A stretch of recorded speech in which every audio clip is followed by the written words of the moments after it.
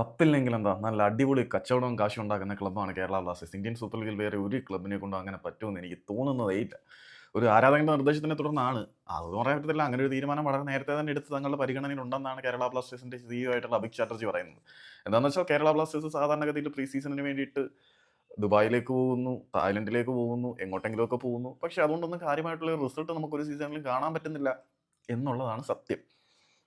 പക്ഷേ ഈ ഒരു സീസണിലേക്ക് വരുമ്പോൾ, അതായത് വരാൻ പോകുന്ന സീസണിലേക്ക് ആകുമ്പോൾ കേരള ബ്ലാസ്റ്റേഴ്സിന്റെ പ്രീ സീസൺ ട്രെയിനിങ്ങും മറ്റും കേരളത്തിൽ വെച്ച് തന്നെ നടത്താൻ തന്നെയാണ് തീരുമാനം എന്നാണ് അറിയാൻ കഴിയുന്നത്.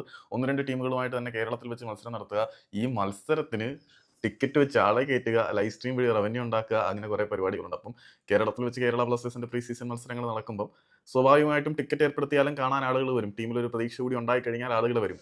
സോ പ്രീ സീസണെയും സ്ട്രീമിംഗ് വഴിയും മറ്റേത് പ്രദർശന മത്സരങ്ങൾ നടത്തിയും നല്ലൊരു റവന്യൂ ജനറേറ്റ് ചെയ്യാനുള്ള മാർഗമായിട്ട് നമ്മുടെ ബ്ലാസ്റ്റേഴ്സ് അപ്രോച്ച് ചെയ്യുന്നുണ്ട് എന്ന കാര്യത്തിൽ സന്തോഷമുണ്ട്. കപ്പില്ലെങ്കിലും കാശുണ്ടാക്കുന്നുണ്ടല്ലോ, നല്ല കാര്യം.